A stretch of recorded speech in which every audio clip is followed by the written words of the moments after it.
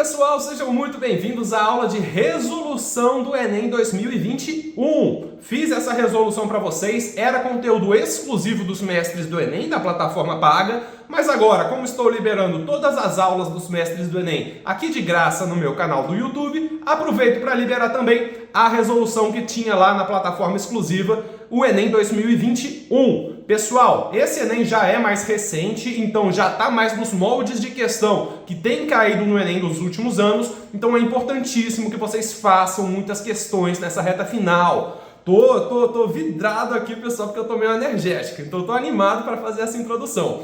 É importante que vocês façam essas resoluções para saber como as questões são cobradas na hora do Enem. Esse vídeo daqui é o de física ou de química, eu estou usando a mesma introdução para os dois. Vai lá, galera! Física e química são matérias importantes para as ciências da natureza e eu espero que ajude vocês nesta reta final. Lembrando, pessoal, caso vocês ainda não tenham assistido às aulas dos mestres do Enem, as playlists estarão aqui na descrição, tá bom? Porque era uma plataforma paga e agora é gratuita. Vocês podem ver todas as aulas dos mestres do Enem à vontade nas playlists aqui embaixo. A minha recomendação é que vocês assistam a esta resolução aqui de física, de química, só que não parem aí. Vão nas playlists e não precisa ver todos os 10 aulões que vão completar a física e a química e a biologia e a matemática. Já falta tão pouco tempo? Vai ver a aula que você tem mais dificuldade. Eletrodinâmica, por exemplo. Você tem dificuldade na parte dos circuitos e entender sobre o volt, sobre o coulomb. Vai na aula de eletrodinâmica, direto. Não precisa passar pela cinemática, introdução à física.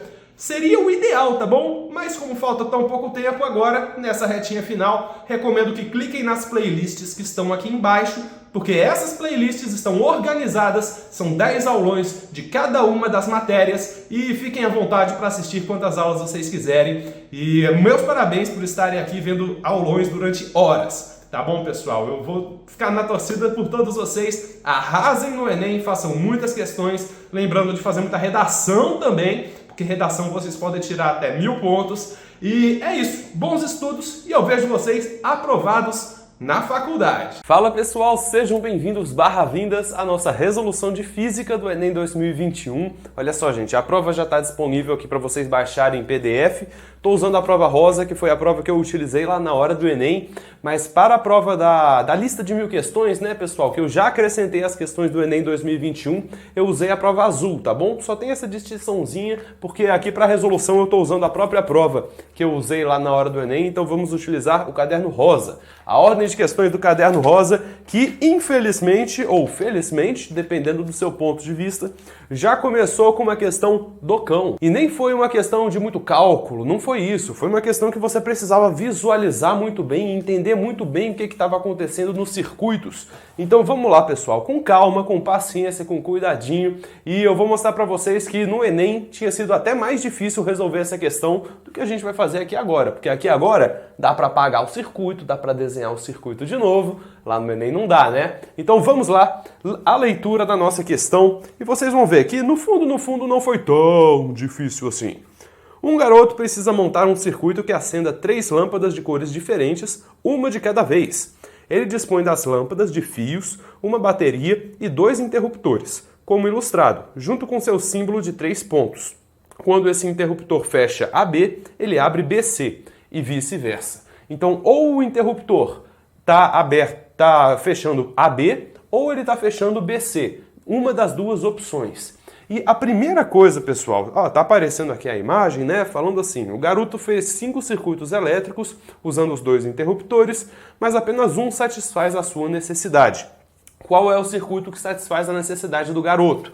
E a minha primeira confusão na prova, já no início, né, você ainda não está psicologicamente preparado para a hora da prova do Enem. Você ainda está um pouco avoado nas primeiras questões. E quando vem uma questão assim, confusa de você entender o que está acontecendo, pode ser que você se confunda e, na verdade, você não siga o caminho que o Enem quer que você siga.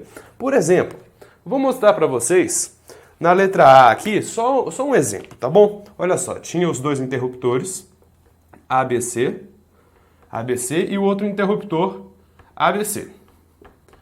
ABC. e estava fazendo um circuito que mais ou menos acontecia alguma coisa para lá, acontecia alguma coisa para cá e tinha um fio aqui. Nossa Senhora, tinha um fio aqui. Eu não tinha entendido muito bem o que era esse interruptor de 3 pontos que abre AB, abre BC, o que está acontecendo. Então eu olhei para a imagem, eu achei que isso daqui era um interruptor.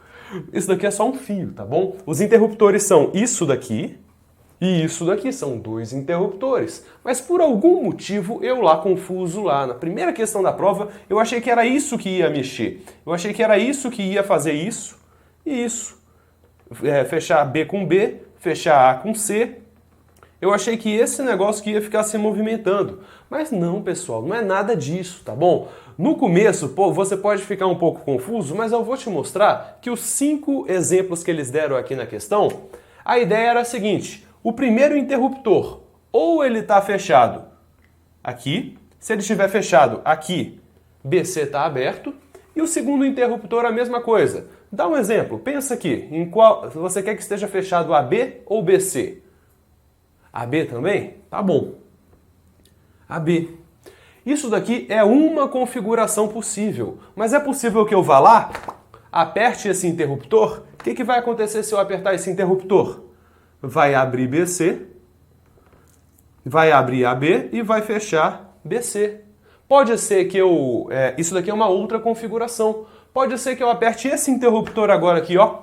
O que vai acontecer? Vai abrir AB e vai fechar BC. É isso que está acontecendo.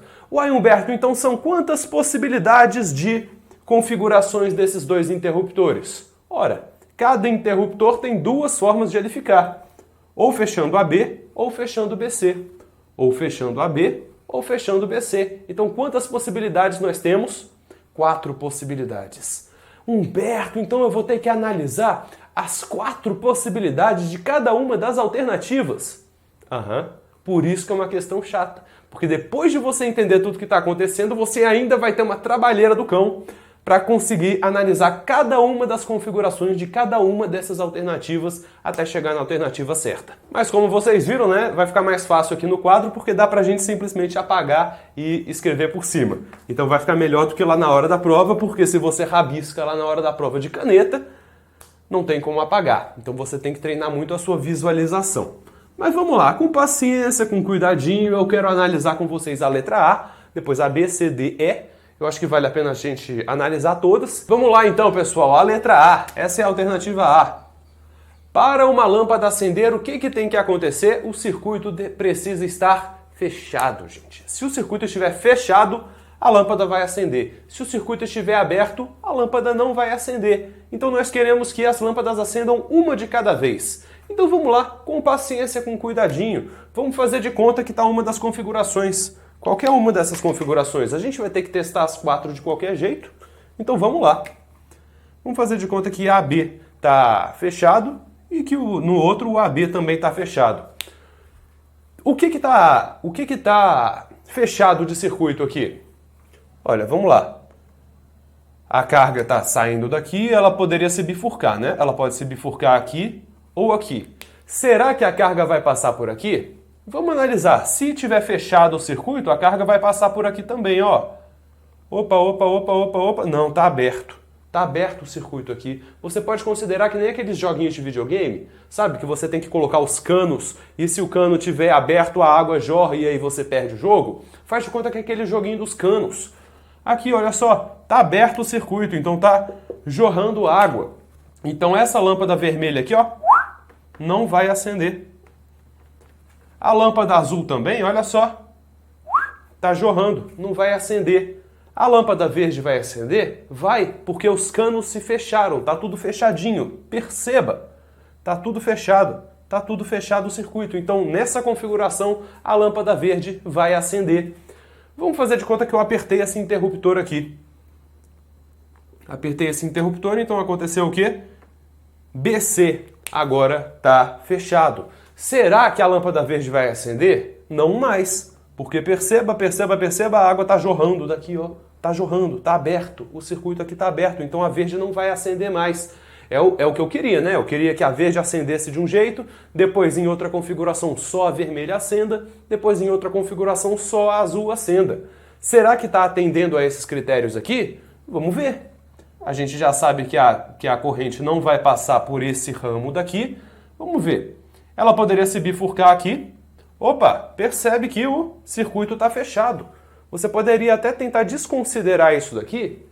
Eu vou fazer o seguinte, eu vou até apagar, porque agora eu já vou conseguir comprovar para vocês que essa letra A não pode ser. Porque percebe o seguinte, a vermelha, o circuito está fechado.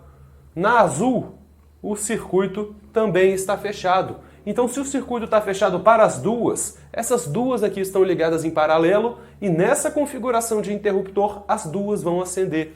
Já não serve para mim. Eu quero que uma acenda de cada vez. Então, a letra A automaticamente não pode ser, porque em uma das configurações já não deu certo.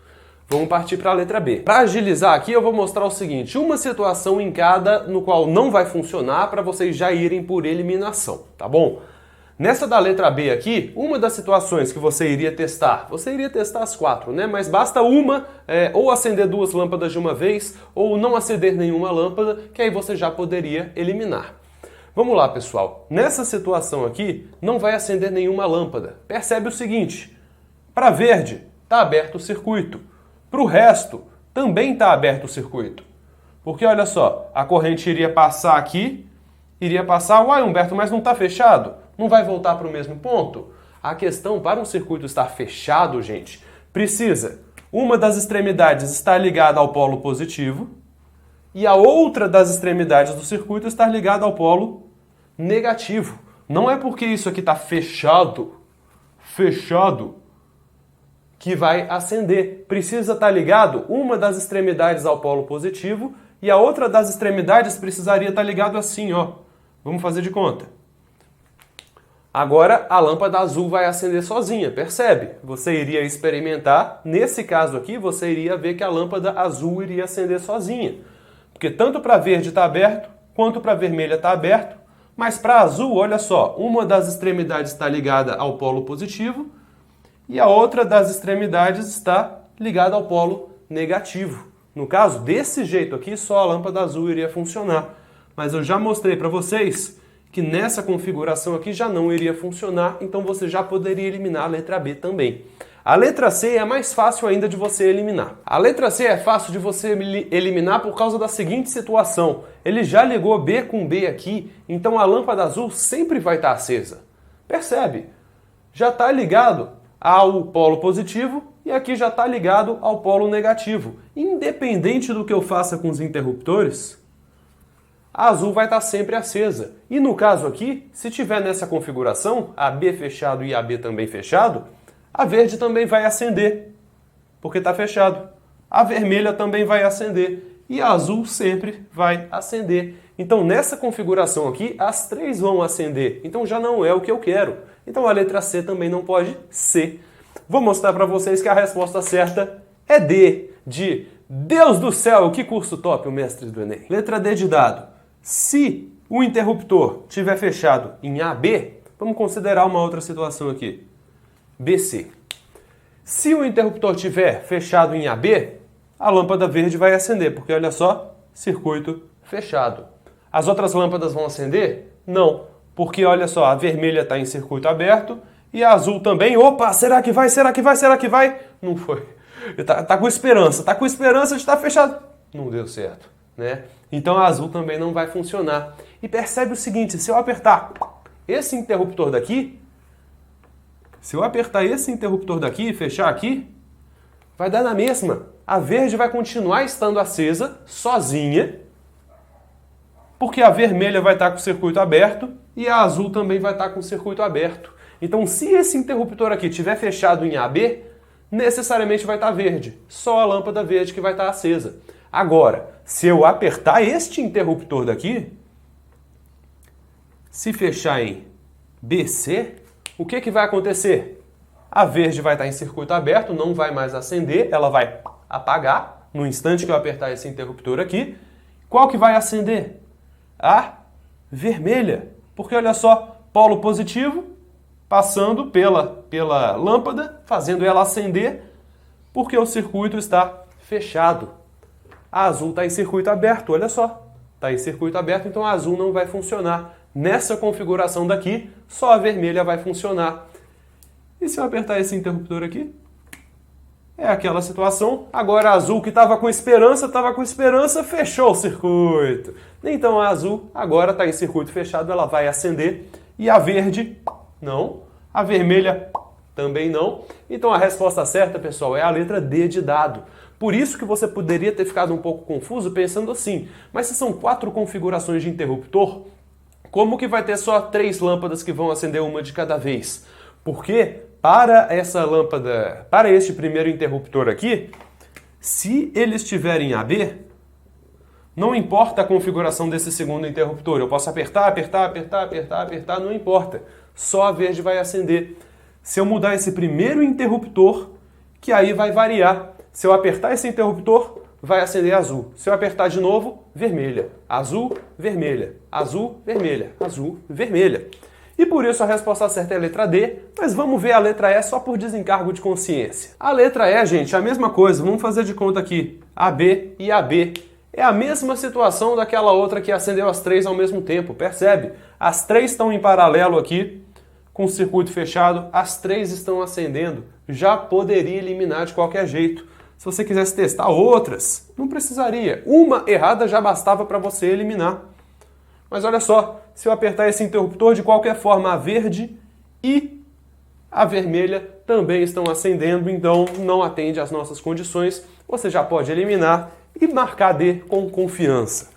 Pessoal, a próxima questão é mais teórica, é bem mais tranquila, mais rápida, e quem fez Mestres do Enem acertou assim, em um estalar de dedos. Questão de calor, pessoal, de transferência de calor lá da nossa aula de hidrostática, não, quase que eu falei hidrostática, termodinâmica. Vamos lá. Na cidade de São Paulo, as ilhas de calor são responsáveis pela alteração da direção do fluxo da brisa marítima, que deveria atingir a região dos mananciais. Mas, ao cruzar a ilha de calor, a brisa marítima agora encontra um fluxo de ar vertical, que transfere para ela energia térmica absorvida das superfícies quentes da cidade, deslocando-a para altas altitudes. Porque o ar quente, ele é menos denso, então ele sobe.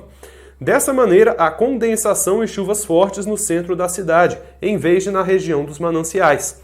A imagem apresenta os 3 subsistemas que trocam energia nesse fenômeno: o Sol, brisa marítima e as ilhas de calor. No processo de fortes chuvas no centro da cidade de São Paulo, há 2 mecanismos dominantes de transferência de calor, entre o Sol e a ilha de calor, e entre a ilha de calor e a brisa marítima. A pergunta é, esses mecanismos de transferência de calor são, respectivamente, pessoal, transferência de calor, temos os 3 tipos, irradiação, condução e convecção. E nós falamos desses 3 tipos, fizemos todas as distinções lá na nossa aula de termodinâmica. Eu usei até o exemplo para vocês do Sol, pessoal. O mesmo exemplo do Sol. O Sol transfere energia térmica por meio de ondas eletromagnéticas. E transferir calor por meio de ondas eletromagnéticas, nós estamos falando de irradiação. A irradiação é a transferência de calor por meio de ondas eletromagnéticas. E se é a transferência de calor entre o Sol e as ilhas de calor, o Sol está transferindo calor por irradiação, necessariamente. Então você já poderia eliminar a letra C, letra D e letra E. Só pode ser irradiação e convecção ou irradiação e irradiação. Mas a transferência de calor entre as ilhas de calor e a brisa marítima é uma transferência de calor entre fluidos. Então vamos lá, nós temos aqui a nossa ilha de calor, nós temos a brisa marítima, são 2 fluidos, pessoal. É o ar quente da cidade e o ar frio que veio lá do mar, da brisa marítima. É fluido, fluido, fluido. É a mesma situação daquilo que a gente falava na panela. Lembra da panela? Se eu estiver aquecendo a panela, a água quente sobe e a água fria desce, formando uma corrente de convecção. As correntes de convecção são isso. A água quente sobe e a água fria desce. É a mesma coisa aqui, só que a gente não está falando de água, a gente está falando de ar. De qualquer forma, são fluidos. Ou seja, vai formar uma corrente de convecção que vai fazer essa brisa marítima subir. Vai aquecer essa brisa marítima por meio da convecção e vai fazer a brisa marítima subir. e provocando todos os fenômenos que estão acontecendo aqui. Se você tivesse em dúvida e você pensasse, ai meu Deus, será que é convecção ou irradiação? Irradiação é onda eletromagnética.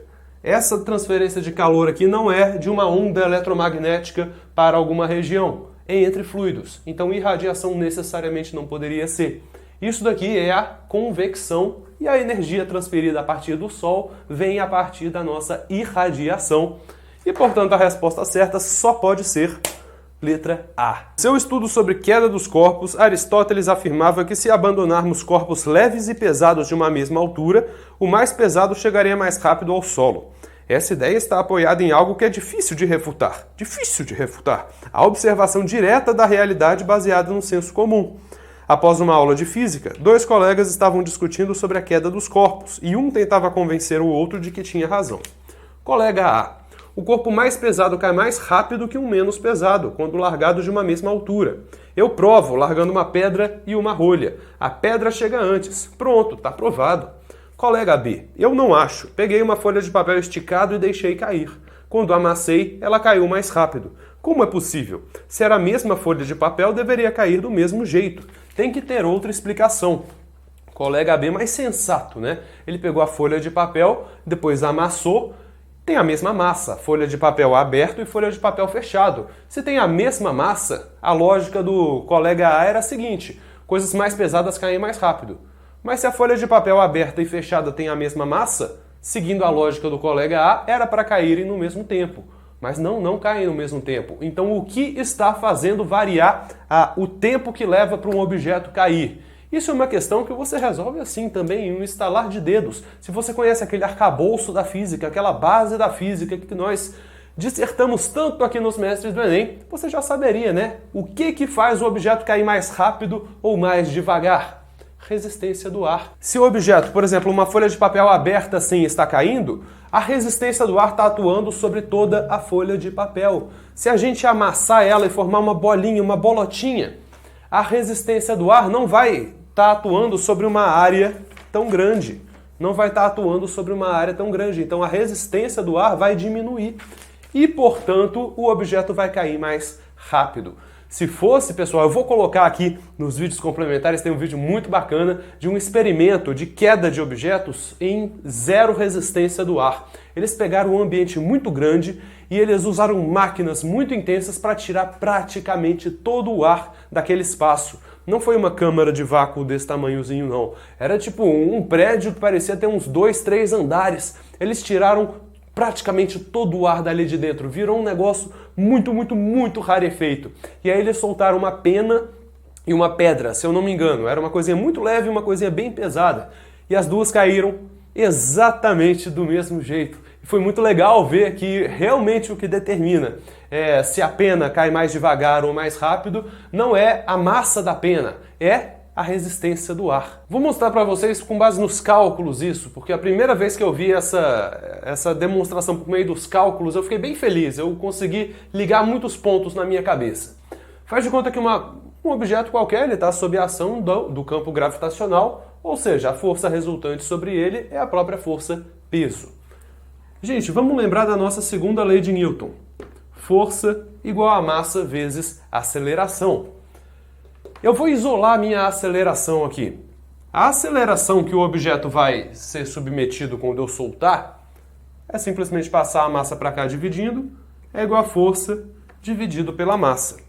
Mas num ambiente que não tem resistência do ar, ou seja, não tem uma força que está empurrando para cima aqui, resistindo à queda desse objeto, se não tem resistência do ar, qual que é a força resultante sobre ele? Vamos até colocar assim, ó. Força resultante. A força resultante. Qual que é a força resultante sobre ele? É o próprio peso. Peso dividido pela massa. Uai, gente, se a massa do objeto multiplicar por 3, o peso do objeto também multiplica por 3.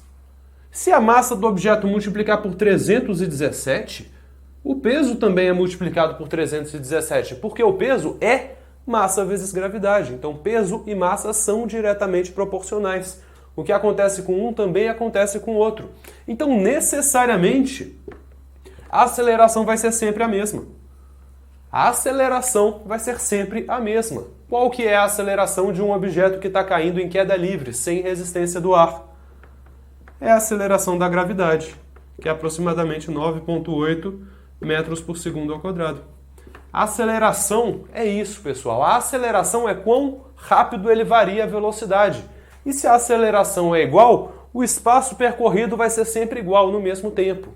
E é por isso que, se não tiver uma força que vai variar aqui, que vai fazer a força resultante não ser mais a força-peso, se não tiver a resistência do ar, vamos colocar assim, se não tiver a resistência do ar, a força resultante vai mudar, porque o peso vai mudar, mas não vai mudar a aceleração do objeto, porque a massa e o peso do objeto variam de maneira proporcional, então a aceleração vai ser sempre a mesma. Próxima questão sobre ondas. O sino dos ventos é composto por várias barras metálicas de mesmo material e espessura, mas de comprimentos diferentes, conforme a figura.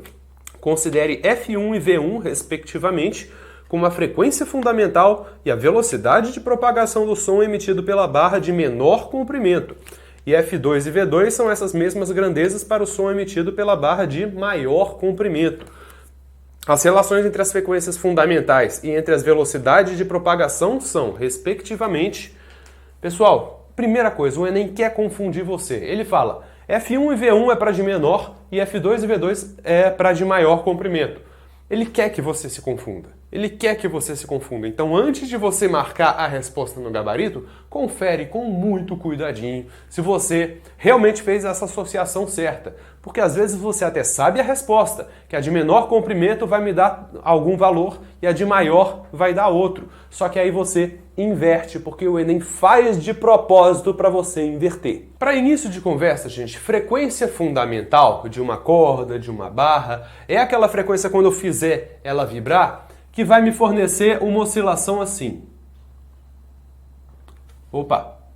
Uma oscilação... Ai, meu Deus. Uma oscilação assim. A corda, vamos chamar de uma corda que fica mais fácil de você visualizar. A corda vai inteira para cima, para baixo, para cima, para baixo. Essa é o primeiro harmônico que você pode chamar. Essa é a frequência fundamental. O objeto inteiro ele oscila para cima e depois para baixo. Para cima, para baixo. Para cima e para baixo. Humberto, então qual que seria o comprimento de onda dessa frequência fundamental?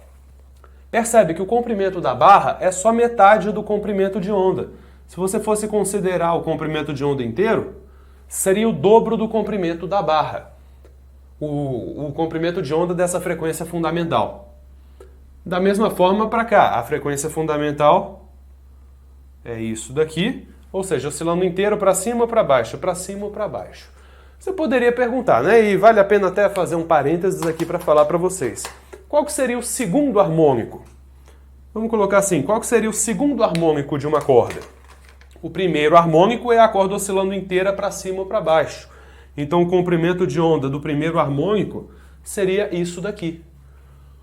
O segundo harmônico, pessoal, o segundo harmônico, você vai considerar, para você contar os harmônicos, o número de nós na onda. No primeiro harmônico não tem nenhum nó. No segundo harmônico tem um nó. Essa daqui então é a segunda frequência, o segundo harmônico. O terceiro harmônico você vai considerar dois nós.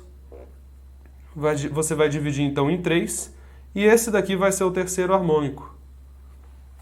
O quarto harmônico, mesma coisa. Você vai considerar 3 nós e você vai fazer. Como que você considera 3 nós? 1, 2, 3. Esse daqui seria o quarto harmônico. Vou colocar um vídeo aqui para vocês, mas eu já coloquei também esse vídeo na aula de ondas, pessoal, falando de ondas estacionárias. Falei com vocês sobre ondas estacionárias e esses harmônicos, essa frequência fundamental aqui, tá dentro daquele assunto de ondas estacionárias, tá bom? Aqui só fiz um parêntese para falar um pouquinho para vocês disso, dos harmônicos, mas para essa questão, você nem precisava saber que a frequência fundamental era quando a barra inteira oscilava para cima ou para baixo. Você poderia até pensar, ai meu Deus, eu não sei o que é a frequência fundamental, mas de qualquer forma, se você não soubesse o que era, Faz de conta. Eu vou fazer de conta errado de propósito para mostrar para vocês que tudo bem fazer de conta errado de vez em quando e você acertaria a questão de qualquer jeito. Faz de conta que você achou que isso daqui era a frequência fundamental. Ou seja, esse padrão de oscilação aqui. Se você chamou isso de frequência fundamental, você também vai chamar isso de frequência fundamental. Segue uma lógica, né? Pelo amor de Deus. Pelo menos você segue uma lógica lá na hora do Enem. Mesmo que você assumisse errado isso daqui, você ainda consegue deduzir. Poxa, que no caso da de menor tamanho, o comprimento de onda é menor do que na de maior tamanho. Percebe? O comprimento de onda é menor. Porque a barra é menor, então o comprimento de onda é menor. E se eu tenho aquela relação V igual a lambda F, se o comprimento de onda é menor, então a frequência é maior. Simples assim. Eu vou voltar para o jeito certo de interpretar, senão alguém vai pedir reembolso. Eles vão falar assim, Humberto, mas você está falando para a gente assumir coisa errada. Não estou falando para assumir coisa errada. Estou dizendo que se você não sabe, dá um migué. Dá um miguezão, que no Enem, com um miguezão você resolve um monte de questão. Mas tá bom. Esse é o padrão de oscilação, né? Para cima, para baixo. Para cima, para baixo. Então vamos lá. Se o comprimento de onda da menor, é menor do que o comprimento de onda da maior, e o comprimento de onda é inversamente proporcional à frequência, poxa, se o comprimento de onda diminuir, a frequência vai aumentar. Então, se o comprimento de onda da menor é menor do que o da maior, a frequência é maior. Você já deduz isso. Você nem precisa de um monte de lógica para deduzir isso. Se você sabe que o comprimento de onda é inversamente proporcional à frequência, quanto menor for o comprimento de onda, maior é a frequência. Qual onda tem maior frequência? Essa onda? Ou essa onda? A gente já viu lá em ondas, né? Na aula de ondas, de ótica, de luz, de acústica, nós falamos muito disso. Qual tem a maior frequência? Quanto menorzinho o comprimento de onda, maior a frequência. Você nem precisa lembrar disso da proporcionalidade. Poxa, se o comprimento de onda é menor, a frequência é maior. Você já sabe que F1 é maior do que F2. Então você já pode eliminar A, B e C. Aí você fica em dúvida. A velocidade da onda nessa e nessa é igual? Ou a velocidade em 1 é maior do que a velocidade em 2? E aí você teria que lembrar da teoria, pessoal. A teoria da física por trás de tudo. Sem a teoria você não acerta a questão do Enem. Você pode ser muito bom em cálculo, mas se você não é bom em teoria, você não sabe o que fazer. A teoria vai te ajudar a interpretar a questão, a teoria vai te ajudar a consolidar o seu conhecimento e a teoria vai te ajudar a bater o martelo na hora de você resolver a questão. Porque você pode chegar até a metade só com fórmula, mas sem a teoria você não vai até o fim. A velocidade de uma onda depende apenas do meio em que ela está inserida. Lembra que eu dei o exemplo para vocês lá na aula de ondas, né? Eu falei para vocês que o som se propaga mais rápido num metal do que no ar? Usei o exemplo lá do trilho no trem, que a pessoa consegue perceber que o trem está chegando muito mais rápido botando o ouvido no trilho do que ouvindo pelo ar, porque a velocidade de uma onda depende do meio em que ela está inserida. E se as duas barras são feitas do mesmíssimo material, olha só, eles tiveram que colocar, são barras metálicas de mesmo material. Se são de mesmo material, a velocidade de propagação em uma é igual à velocidade de propagação em outra. Então V1 é igual a V2. Então F1 maior que F2, V1 igual a V2, resposta certa, D de dado. E agora vamos a ela. A questão que por desumildade ou pressa, vamos colocar pressa melhor, não é desumildade. Por pressa eu errei. E eu vou mostrar para vocês por que foi tão triste quando eu percebi, meu Deus, como assim? Era tão fácil, mas ao mesmo tempo não era fácil. Só que eu fui desumilde e eu vou mostrar para vocês o que aconteceu. Na montagem de uma cozinha para um restaurante, a escolha do material correto para as panelas é importante, pois a panela que conduz mais calor é capaz de cozinhar os alimentos mais rapidamente. e, com isso, a economia de gás. A taxa de condução do calor depende da condutividade K do material, de sua área A, da diferença de temperatura ΔT e da espessura D do material, sendo dada pela relação ΔQ sobre ΔT é igual a Ka ΔT sobre D. Em panelas com dois materiais, a taxa de condução é dada por... E aí deram essa fórmula aqui, em que D1 e D2 são as espessuras dos dois materiais e K1 e K2 são as condutividades de cada material. Os materiais mais comuns no mercado para as panelas são alumínio, ferro, aço e o aço combinado com cobre. Compara-se uma panela de ferro, uma de alumínio e uma composta de metade da espessura em cobre e metade da espessura em aço, todas com a mesma espessura total e com a mesma área de fundo. A ordem crescente, da mais econômica para a menos econômica é. A mais econômica, por interpretação, primeiro você tem que deduzir isso, então não foi uma questão fácil, mas a mais econômica é a que conduz mais rápido o calor. Falaram aqui, olha só, é capaz de cozinhar os alimentos mais rapidamente e por isso a economia de gás. Então quanto maior for a condutividade, vamos deduzir, quanto maior for a taxa de fornecimento de calor, quanto maior for a taxa de fornecimento de calor, ΔQ sobre ΔT, quanto maior for esse resultado, mais econômica é a panela. Eu quero mostrar para vocês uma coisa, gente. Igual a K vezes A vezes variação da temperatura sobre D, que é a espessura do material. O que eu quero que vocês deduzam eles já falaram que todas as panelas vão ter a mesma espessura, vão ter a mesma área, e eu quero deduzir com vocês que a variação de temperatura, a diferença de temperatura também é igual. Porque o fogo está fornecendo a mesma quantidade de calor. A temperatura aqui é sempre a mesma. E a temperatura inicial dentro da panela também é sempre a mesma. Então essa variação de temperatura aqui, tanto para a primeira panela, quanto a segunda panela, quanto a terceira panela, vão ser iguais. Então se isso é igual, se isso é igual e se isso é igual, o que vai determinar que uma panela vai fornecer calor mais rápido do que a outra? Simplesmente a nossa condutividade térmica. Então, quanto maior for, estou falando agora das panelas com só um material, tá? As com dois materiais, a gente vai ter que usar a fórmula. Mas com um único material, quanto maior for a condutividade, porque todas as outras variáveis, na verdade, são iguais, quanto maior for a condutividade, maior vai ser a taxa de fornecimento de calor, então mais econômica ela vai ser.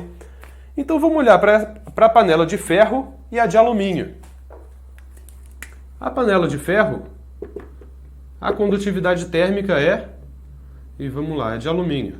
A condutividade térmica é, no caso do ferro, eles deram, o ferro é 8 e o alumínio é 20. Então qual dos dois é mais econômico, ferro ou alumínio?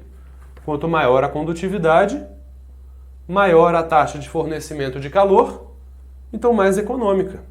Então a gente já sabe que a de alumínio é mais econômica do que a de ferro. Então, necessariamente nas alternativas eu vou ter que procurar alumínio vindo primeiro do que ferro. Olha só, letra C fala ferro, alumínio, já está errado.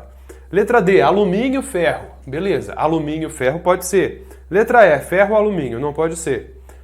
Letra A, alumínio, ferro. Letra B, alumínio, cobre, aço, ferro. Alumínio veio primeiro, né? Então eu já poderia eliminar a letra C e a letra E. Mas aí vem a dúvida, e a de ferro e cobre? E aí, não sei porquê,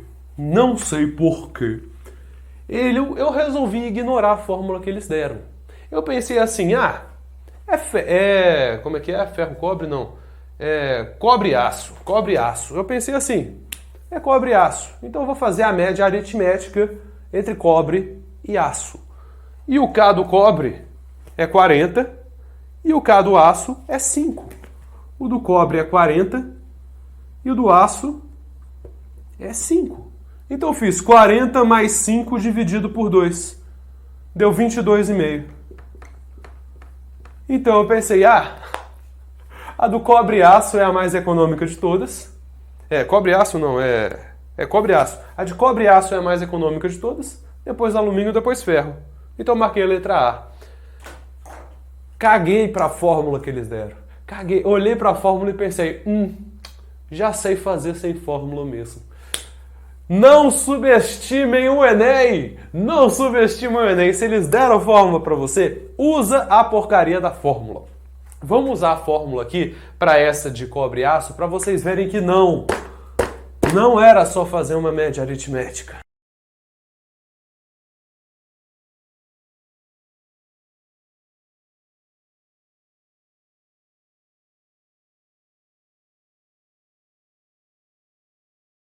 E nem foi uma fórmula difícil, pessoal. Eles deram a fórmula e eles falaram que para uma panela feita de 2 materiais, eu vou considerar o K de um dos materiais e o K do outro dos materiais. A espessura, eles falaram que é metade da espessura é de um e metade da espessura é de outro. Então você sabe que D1 é igual a D2, porque as espessuras são iguais. O que vai mudar é simplesmente o K. Vamos colocar o K do cobre e o K do aço. 8. Gente, isso daqui é uma soma de frações com denominadores diferentes. Basta eu fazer o MMC. Você pode repetir tudo se você quiser. É igual a área vezes ΔT sobre... Fazer o MMC disso. Qual que é o MMC entre 8 e 40? Nós falamos isso na aula, se eu não me engano, foi aula 1 de matemática básica. Voltem lá, caso vocês queiram revisar isso do MMC. O 40 já é múltiplo de 8, então o próprio 40 já é o MMC. 40, vamos colocar assim. O próprio 40 já é o MMC. Então basta eu repetir o D1, porque o denominador se manteve o mesmo, e para o 8 virar 40, ele teve que multiplicar por 5. Então o D2 também vai multiplicar por 5. Mais 5, D2. Você sabe que D1 é igual a D2. Então eu vou colocar o seguinte, vai chover. Vou já substituir D2 por D1, só para já ficar mais fácil. D1 mais 5D1 dá 6D1. 6 vezes D1. E você sabe que a espessura D1 e a espessura D2 são o quê? Metade da espessura total. Da espessura total. Então já vamos trocar a espessura do 1 pela espessura total? D1 é metade da espessura total. E aqui eu já posso fazer essas contas, porque está cheio de número. Quando eu tenho um monte de número, é só eu fazer as operações. 6 vezes meio dá 3. Oba! 3 vezes a espessura dividido por 40. E aqui um truque para vocês, pessoal. Se vocês quiserem, vocês podem. É uma divisão de frações. Mantém a primeira, multiplica pelo inverso da segunda, fazer devagarinho. Mas sempre que eu estou fazendo lá na hora da prova, eu quero cortar quero cortar caminho, né, para resolver mais rápido. Sempre que eu vejo isso daqui, tipo uma fração no denominador, automaticamente eu já viro isso, automaticamente eu já viro na cabeça. Eu sei que o 40 vai para o numerador e eu sei que esse 3D vai ficar no denominador mesmo. Então, no fundo, você multiplicar pelo inverso, se você fizesse passo a passo, você iria ver que o 40 iria multiplicar pelo ΔT e o 3D iria ficar embaixo mesmo. Mas você já pode fazer lá na hora da prova, se você estiver se sentindo confiante, já passar esse 40 para o numerador. Você já poderia fazer isso. E aqui eu tenho dois números de novo, olha só, 40 e 3. Vamos dividir 40 por 3? 40 dividido por 3 dá 13, alguma coisinha. Então nós já podemos fazer isso daqui. A taxa de variação de temperatura igual a área vezes o ΔT dividido pelo D, vezes 40 dividido por 3, vezes 13, alguma coisinha. No caso do cobre, era 40 vezes A ΔT dividido por D. No caso do cobre-aço, é 13 vezes A ΔT dividido por D. No caso do ferro, é 8 vezes A ΔT dividido por D. Percebe que é o mesmo A, é o mesmo ΔT e é o mesmo D. Então a única coisa que vai determinar a diferença entre as taxas de fornecimento de calor é esse númerozinho aqui que está acompanhando o A ΔT dividido por D. Então nós iremos concluir que o do alumínio era 20, o do cobre e aço é 13, alguma coisa, e o do ferro é 8. Então qual que é a mais econômica? A de alumínio. Depois a de cobre e aço. E depois a de ferro. Só questão de substituir, fazer operação com frações. E sim, essa questão foi mais complexa, na minha opinião está nas top 3 mais difíceis de física. Mas se você olhava para a fórmula, você resolvia. Você não caía nessa, nem posso chamar de pegadinha, mas nessa indução que o Enem fez você fazer de pensar que era só fazer uma média aritmética, né, e marcar a letra A. Resposta certa é a letra B, pessoal. Primeiro de alumínio, depois a de cobre e aço e depois a de ferro. Essa próxima, na minha opinião, foi a mais difícil de física, então vamos lá para lançamento oblíquo para você calcular essa parábola. A figura foi extraída de um antigo jogo para computadores chamado Bang Bang. No jogo, dois competidores controlam os canhões A e B, disparando balas alternadamente com o objetivo de atingir o canhão do adversário. Para isso, atribuem valores estimados para o módulo da velocidade inicial de disparo e para o ângulo de disparo. Em determinado momento de uma partida, o competidor B deve disparar. Ele sabe que a bala disparada anteriormente, com o θ igual a 53 graus, passou tangenciando o ponto P. No jogo, G é igual a 10 metros por segundo ao quadrado. Considere seno de 53 0,8, cosseno de 53 0,6 e desprezível a ação de forças dissipativas. Com base nas distâncias dadas e mantendo o último ângulo de disparo, qual deveria ser aproximadamente o menor valor da velocidade inicial que permitiria ao disparo efetuado pelo canhão B atingir o canhão A? Gente, vocês podem pensar, será que eu preciso das fórmulas de lançamento oblíquo? Tem muita fórmula de lançamento oblíquo e eu vou mostrar para vocês que vocês não precisam, tá bom? Vou mostrar como que eu fiz para resolver, porque eu não sabia as fórmulas de lançamento oblíquo. Na minha opinião, é ocupar a cabeça com coisa que você não precisa, principalmente para o Enem, tá bom? Para o Enem, eles não querem que você use essas fórmulas muito aprofundadas, em que envolve seno, cosseno, seno de 2 vezes o ângulo. É uns negócios mais complexos e você não precisa. Vou mostrar o jeito que eu fiz, que foi por tentativa e erro, na verdade. Com a tentativa e erro eu consegui resolver. E eu vou colocar aqui na resolução para vocês, nos vídeos complementares, vou mostrar a resolução de um professor que eu encontrei lá no YouTube, que eu achei bacana o método que ele resolveu. Foi um pouco mais abstrato, mas ainda assim foi fazendo substituições nas fórmulas e ele não precisou de tentativa e erro. Aqui no Mestres do Enem eu gosto de mostrar sempre com a minha pegada, como que eu faço lá na hora da prova, quais os raciocínios que eu tenho. E nessa questão específica eu fiz por tentativa e erro, pessoal. Mostrar para vocês como só com as fórmulas básicas de mu e move vocês conseguiriam acertar essa questão. Lançamento oblíquo, pessoal. Primeiro vamos fazer uma recapitulação aqui. Faz de conta que eu tenho um canhão aqui, que ele atirou uma bola. O lançamento oblíquo, ele forma uma parábola, tá bom? A trajetória forma uma parábola e ele é dividido em 2 componentes. Eu tenho a velocidade, a inicial, claro que ela é tangente a essa trajetória, essa é a velocidade inicial.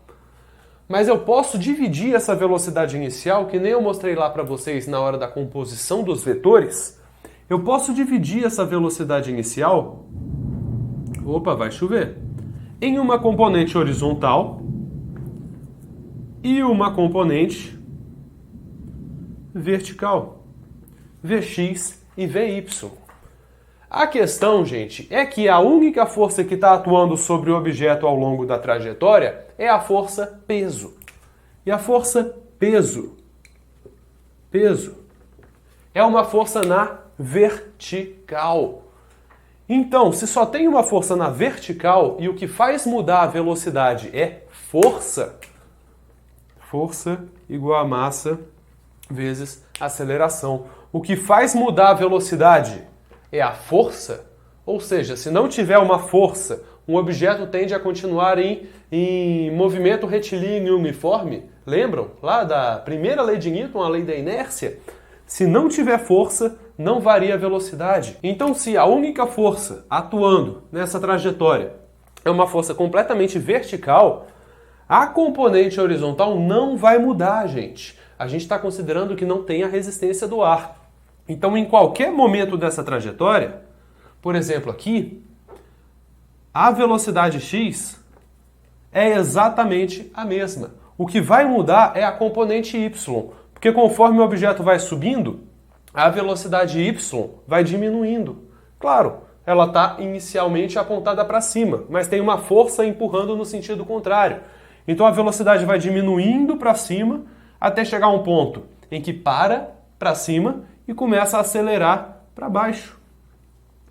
Então a velocidade y começa a diminuir até chegar a um ponto que a velocidade y se torna nula e depois ela começa a acelerar para baixo.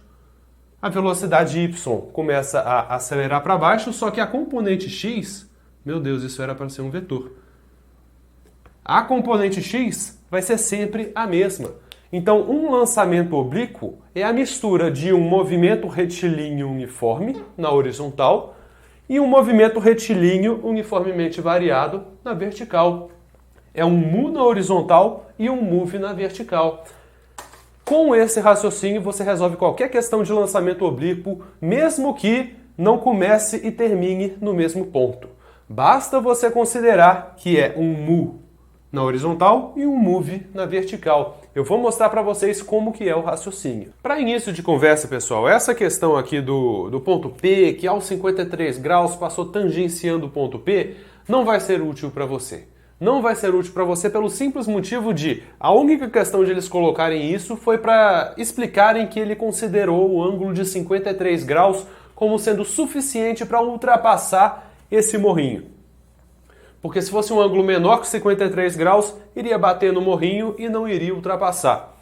A questão falou isso, né? E você poderia até pensar, ai meu Deus, então eu tenho que considerar a altura do morrinho, poderia ficar muito mais complexo do que na verdade é. Mas não vai ser útil para você essa altura do morrinho, nem nada mais, porque os pontos principais de uma parábola, gente, os pontos principais de um lançamento oblíquo são o ponto de onde partiu, o vértice da minha parábola, que é exatamente quando a velocidade y se torna zero e começa a acelerar para baixo, e o ponto de chegada. Geralmente em questões de lançamento oblíquo, o ponto de a altura de lançamento e a altura de chegada são iguais. Então você consideraria, nas questões padrão de lançamento oblíquo, você considera a parábola chegando até o final aqui. E aí você considera que o ponto de chegada é exatamente da mesma altura do ponto de lançamento, e aí fica até mais fácil de você resolver, porque você não precisa dividir o movimento em dois.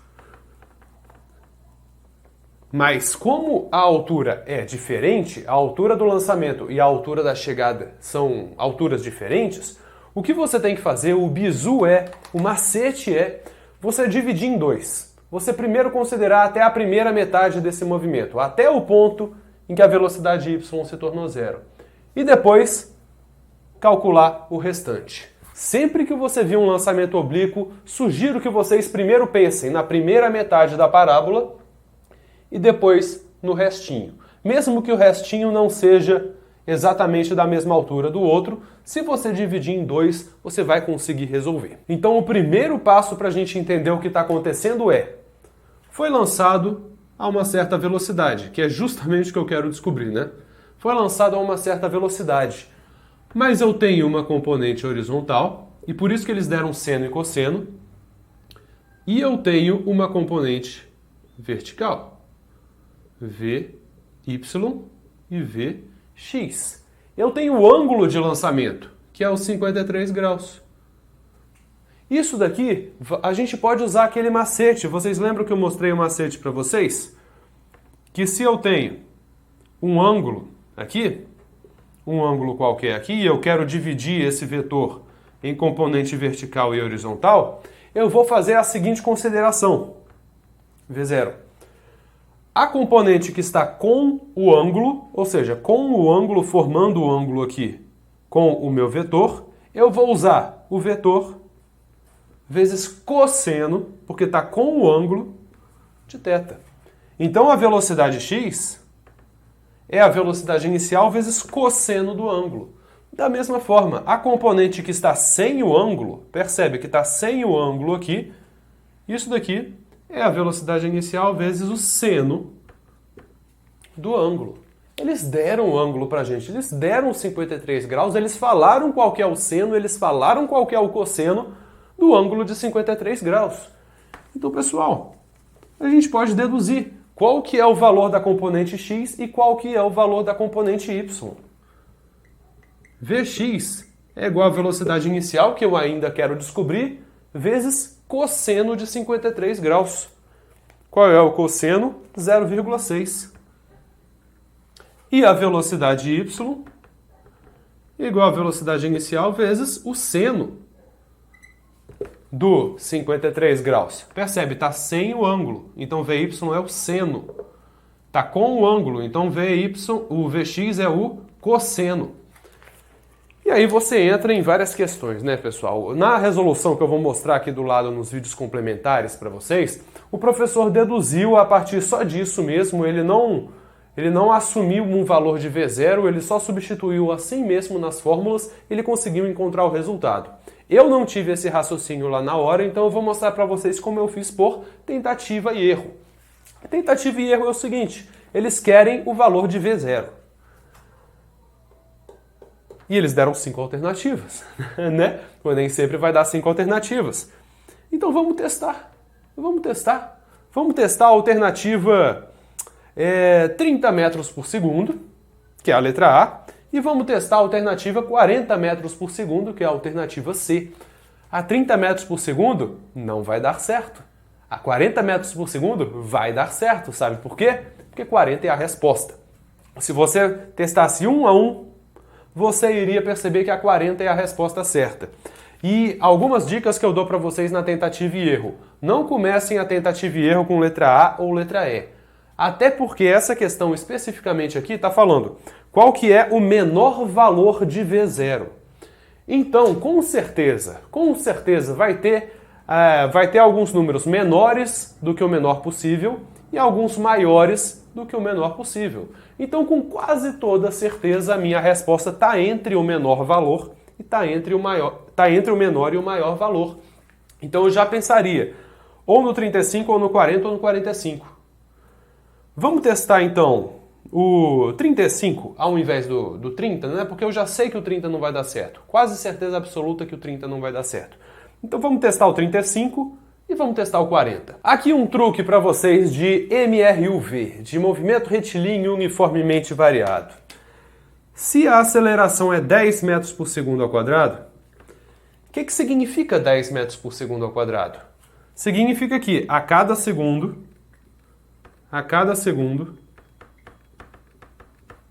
velocidade varia 10 metros por segundo. É isso, 10 metros por segundo ao quadrado, que a cada segundo varia em 10 metros por segundo. Então, se a velocidade inicial y é 28 metros por segundo, eu estou assumindo aqui, né? Eu estou substituindo a velocidade inicial por 35 para ver se dá certo. Se é 28 metros por segundo, exatamente quantos segundos vai levar para chegar no ponto em que para de subir e começa a descer? Se a cada segundo varia 10, em quantos segundos vai variar 28? Se você quiser, você pode fazer a conta, né? Você pode fazer a aceleração igual a ΔV sobre ΔT, aí você sabe que a aceleração é 10, e a variação de velocidade tem que ser 28, você passa o ΔT para cá e o 10 dividindo, ou você já pode pensar, poxa, se a cada segundo varia 10, vai levar precisamente 2,8 segundos. 2,8 segundos para chegar no vértice da minha parábola. Então eu sei que levou, caso a velocidade fosse o 35, né, levaria 2,8 segundos para chegar nesse vértice. Mas a velocidade horizontal, ela é sempre 21 metros por segundo. Então, se está percorrendo a 21 metros por segundo de boas, movimento retilíneo uniforme, 2,8 segundos, qual que é a distância? Eu pergunto para você, qual que é a distância entre o ponto inicial de lançamento e o vértice da parábola? A 28 metros por segundo, levando a 21 metros por segundo, que é a velocidade horizontal, em 2,8 segundos, é só você fazer a conta. Delta S é igual a velocidade vezes o tempo. Delta S é igual a velocidade vezes o tempo. E você agora já começou a perceber onde que eu quero chegar, né? Eu quero somar esse delta S com esse delta S e eu quero ver em qual das alternativas mais se aproxima do 120. Delta S é igual a velocidade x, vamos colocar assim, vezes o tempo.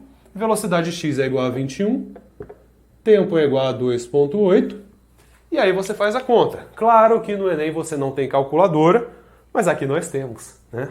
21 vezes 2,8, 58,8. Delta S é igual a 58,8 metros. Então essa daqui é a sua distância até esse vértice da minha parábola. E aí eu pergunto para você, você precisa calcular para essa tripinha aqui? Vamos lá, raciocínio lógico. Você precisa calcular para essa tripinha aqui para deduzir que não vai chegar a 120? Quero que vocês deduzam. Não, vocês não precisam. Sabe por quê? Porque, ora bolas, elementar, se essa metade inteira da parábola, a metade inteira da parábola fez percorrer só 58,8, é lógico que menos de uma metade da parábola vai fazer percorrer menos do que 58,8. Isso daqui não é nem metade de 120. Então, claramente, esse delta S aqui não vai completar o 120. Então, necessariamente, o 35 não vai dar. Top, né? Vamos tentar o 40 para a gente ver? E aí eu vou mostrar para você que com o 40, esse delta S vai ficar um pouco maior do que o 60. E aí você vai ter que calcular esse próximo delta S aqui para você calcular exatamente e vai chegar o mais próximo possível do 120. Vamos lá. Assumindo que a velocidade inicial era 40 metros por segundo, a velocidade x é 40 vezes o cosseno do ângulo, 40 vezes 0,6, 4 vezes 6, 24, e a velocidade y, a vertical, 4 vezes 8, 32. Então você sabe se a velocidade inicial y era 32 metros por segundo, vai levar precisamente 3,2 segundos até chegar ao vértice. Por quê? Porque a aceleração é 10 metros por segundo ao quadrado. Então, a cada segundo varia 10 metros por segundo. Se a cada segundo varia 10, para variar 32, você pode fazer regra de 3, pode usar a fórmula ou já deduzir automaticamente. Vai levar 3,2 segundos até chegar a esse vértice aqui. Então, vamos substituir agora. Simples, simples, simples. Eu sei que a velocidade x vai ser sempre a mesma. Vai ser sempre o 24.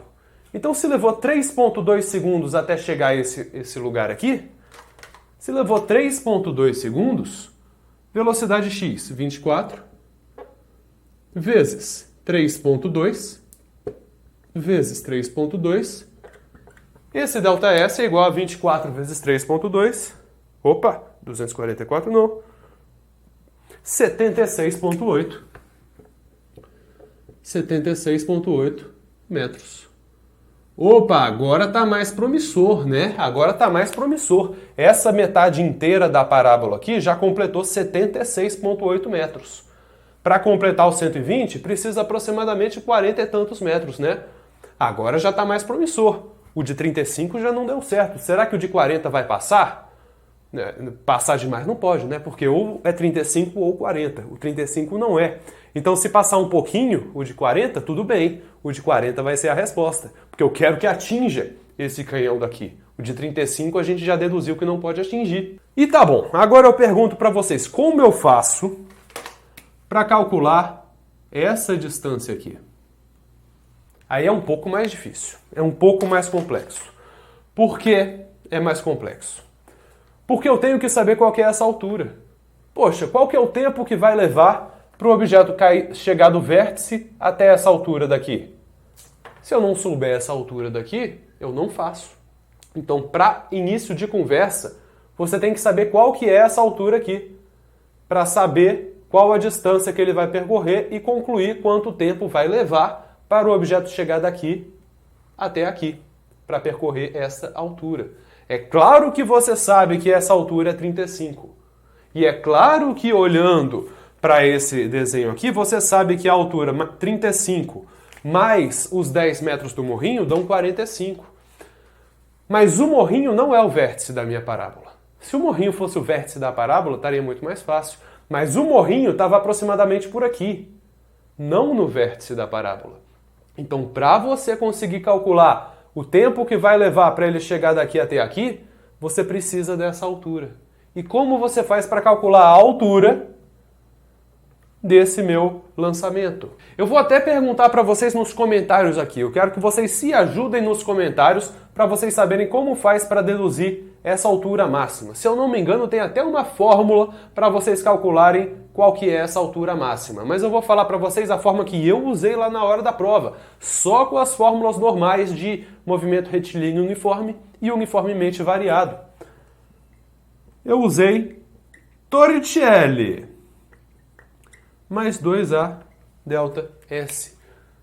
Torricelli é para movimento retilíneo uniformemente variado, que é exatamente a componente vertical do meu movimento. A velocidade no ponto que eu quero considerar, a velocidade vertical no ponto do vértice da parábola é 0. Eu quero considerar exatamente o ponto em que parou. É igual à velocidade inicial, y, 32 ao quadrado,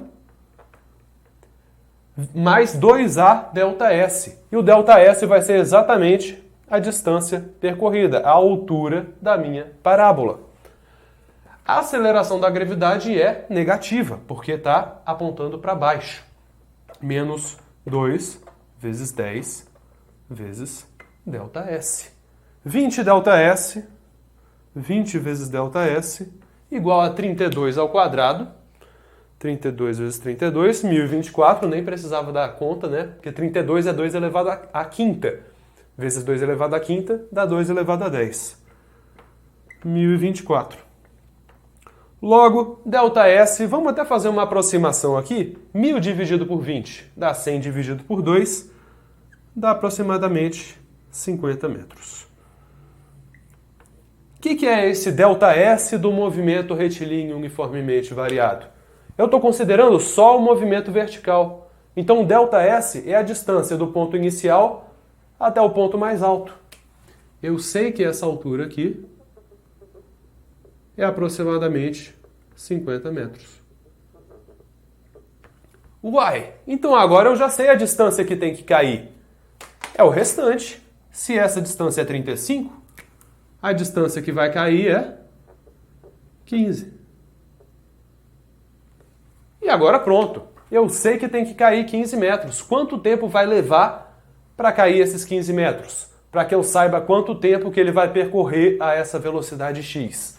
Percebe? Por tentativa e erro, dá trabalho, é chato. Você vai se confundir se você não dominar muito bem a física, porque você vai se perder em um monte de números, mas resolve, tá? Estou mostrando para vocês como eu resolvi lá na hora da prova. Se vocês conseguem resolver de um jeito mais algébrico, de um jeito mais prático, ótimo para você.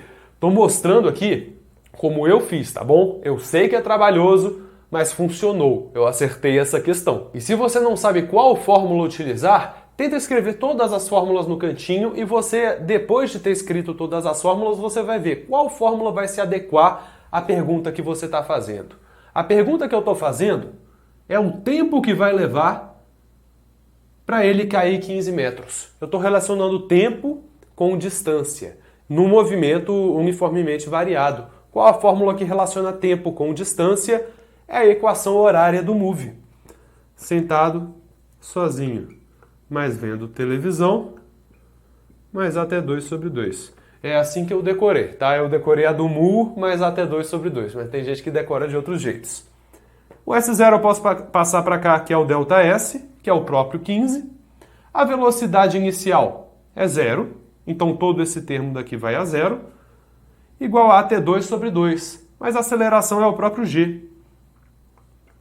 O GT2 sobre 2. O ΔS é 15. 15 igual a 10 dividido por 2, 5. T ao quadrado. T ao quadrado igual a 3. Logo, T é aproximadamente 1,7 segundos. Aproximadamente 1,7 segundos. Vai levar 1,7 segundos para cair daqui até aqui. 1,7 segundos, exatamente 1,7 segundos também a essa velocidade x, que era 24 metros por segundo. Poxa, 1,7 segundos a 24 metros por segundo na horizontal, vezes 24 metros por segundo na horizontal, dá quanto? 24 vezes 1,7, 40,8. 40,8 metros. 76,8 é essa distância. E essa distância é aproximadamente 40,8.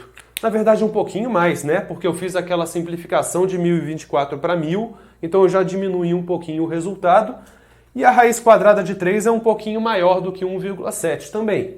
Então essa distância vai ser um pouquinho maior do que o 40,8. Se você somar essa distância com essa distância, dá praticamente o 120. E se você fosse testar para o 45 metros por segundo na velocidade horizontal, já ia extrapolar demais.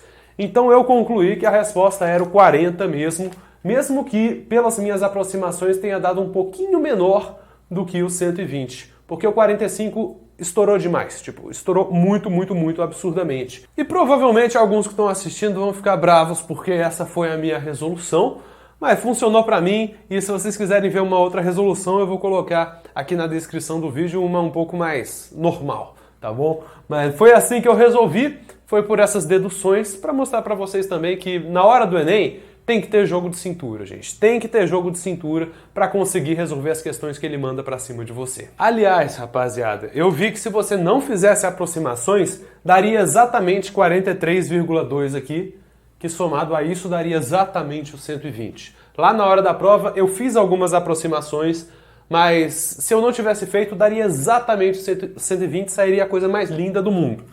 Mas enfim, por meio de aproximações, eu até expliquei para vocês por que eu deduzi que não poderia ser o 45, né? Porque o 45 estourava demais, o 40 chegava muito, muito, muito perto, então eu consegui deduzir que foi só por causa das aproximações que não deu exatamente 120.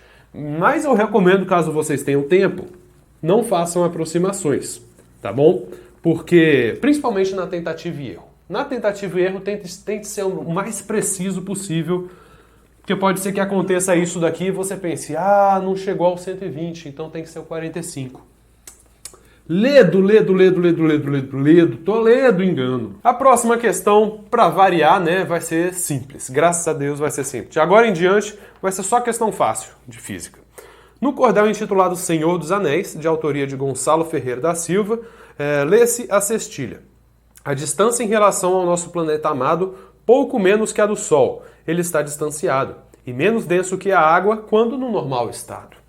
Distâncias médias dos planetas ao Sol e suas densidades médias, considerando os versos da cestilha e as informações da tabela, a qual planeta o cordel faz referência. E, gente, a parte a distância em relação ao nosso planeta amado, pouco menos que a do Sol, ele está distanciado. Essa parte eu demorei para entender o que ele estava dizendo, mas felizmente tinha uma parte muito óbvia. Menos denso que a água. E a densidade da água é 1. Então a gente teria que procurar o único valor aqui em que a densidade estava abaixo do 1. E a resposta certa era Saturno. Pronto, partia para o abraço. Mas essa parte, a distância em relação ao nosso planeta amado, pouco menos que a do Sol, ele está distanciado. Aí eu olhei assim, a distância do Sol, 9,6. Saturno era 9,6. E a da Terra era 1. Aí eu pensei, 9,6 para 1 É muito grande a diferença. Então, será que eu estou pensando alguma coisa? Eu pensei muito a fundo nessa questão, apesar de estar óbvia a parte do menos denso que a água. Só que eu tenho até que interpretar de novo esse negócio. O que ele quis dizer? Nossa senhora, demorei para entender esse negócio, gente. Demorei para entender. A distância de Saturno até a Terra é um pouco menos do que a distância de Saturno até o Sol. A distância em relação à Terra, pouco menos que a distância até o Sol. Não é a distância da Terra ao Sol, é a distância de Saturno ao Sol. Nossa senhora, difícil, hein? Difícil. Quem foi que escreveu esse negócio? Gonçalo Ferreira da Silva. Cara, que confusão, que confusão. Vocês conseguiram interpretar rápido que ele estava falando da distância até a Terra e a distância de Saturno até o Sol? Nossa, gente, que dor. Enfim, muito fácil essa questão, falando de Saturno. Você poderia até deduzir a partir do nome, ó, Senhor dos Anéis. Saturno tem os vários anéis dele, né? Então, nem precisaria ir mais a fundo nisso. Mas eu fico agoniado quando eu não entendo alguma coisa. Então, lá na hora da questão, eu tentei entender esse negócio. Eu fiz questão de entender esse negócio. Perdi uns 5 minutos interpretando. Não façam isso no Enem de vocês, né? Mas, enfim, o menos denso que a água já matava Saturno facilmente. Próxima questão. Cientistas da Universidade de New South Wales, na Austrália, demonstraram em 2012 que a lei de Ohm é válida mesmo para fios finíssimos, cuja área da seção reta compreende alguns poucos átomos. A tabela apresenta as áreas e comprimentos de alguns dos fios construídos, respectivamente com as mesmas unidades de medida. Considere que a resistividade mantém-se constante para todas as geometrias, uma aproximação confirmada pelo estudo. As resistências elétricas dos fios em ordem crescente são... Pessoal, lei de Ohm. A resistência... Vamos lá, vamos deduzir. Porque na hora que eu estava fazendo a prova, eu fiz rápido. A primeira coisa que eu fiz foi pensar que era isso. Era ρ vezes L vezes A. Tem alguma coisa errada aí, não tem? Tem coisa errada. Então vamos deduzir a relação, as proporcionalidades entre a resistência e a resistividade, a largura do fio e a área. Pergunto para você, a parte da resistividade é a mais fácil, né? Se você pensar, quanto maior a resistividade, maior vai ser a resistência. Então, claramente, a resistividade vai estar no numerador, diretamente proporcionais. Se eu tiver um fio fino e se eu tiver um fio comprido, qual vai ter a maior resistência? O fio comprido. Por quê? Porque vai ter mais átomos para a corrente elétrica ficar batendo ali no meio do caminho, então vai ser mais difícil ela percorrer um espaço maior. Então, quanto maior for o comprimento, maior vai ser a resistência. E agora eu pergunto, um fio fininho ou um fio grosso? Qual vai ter maior resistência? O fio fino vai ter a maior resistência, porque no fio grosso, é claro que vai ter mais átomos compondo esse fio grosso, mas o átomo é praticamente espaço vazio. Então, se for um fio mais grosso, vai ter muito mais espaço vazio para a carga elétrica atravessar. Então, a resistência vai ser menor. Quanto maior a área, menor a resistência. Então, a área fica no denominador, porque resistência e área são inversamente proporcionais. A partir daí, era simplesmente substituir os dados que eles deram em 1, 2, 3 e 4. E eles facilitaram ainda mais porque eles consideraram o mesmo material em todos os fios. Então, em todos os fios, a resistividade vai ser igual. Então, você basicamente teria que fazer a conta comprimento dividido por área. Você teria que dividir comprimento por área, nos 4, e ver qual que tinha a maior, ou melhor, da menor para a maior. O primeiro, na tabela aqui, 312 dividido por 9, 34,7. Ah, Humberto, então a resistência vai ser 34,7? A resistência 1 vai ser 34,7? Não, tá bom? A resistência não é 34,7. Ela é 34,7 vezes a resistividade do material. Mas na resistência 2, também vai ser um número vezes a mesma resistividade. A 3 também vai ser um número vezes a mesma resistividade. E a 4 também. Então, como a resistividade está igual em todos, A única coisa que você tem que olhar é o resultado dessa conta. O fio 2, 47 dividido por 4, 11,75. 11,75.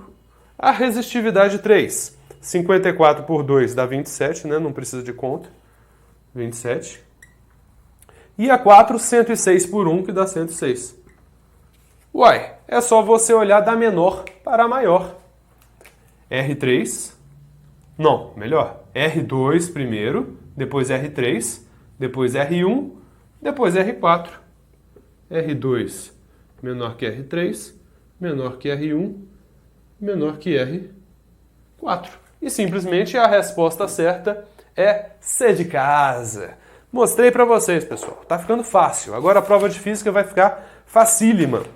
E tem uma aqui que nem física é, que eu vou fazer a edição e colocar lá na resolução de química, essa do Calvin e Haroldo. Eu achei que era física, mas eu expliquei na parte de química dos mestres do Enem. Então aguenta aí, vou fazer a resolução de química e já volto. Essa aqui parecia muito difícil para quem não fez mestres do Enem. Porque quem fez mestres do Enem, eu dei exatamente o exemplo desse círculozinho das cores complementares lá na aula de ondas. Pessoal, se vocês viram a aula de ondas, vocês bateram o olho nisso e já resolveram. Não precisaram de nada desses gráficos absurdos aqui. Mas eu vou ler com vocês, né?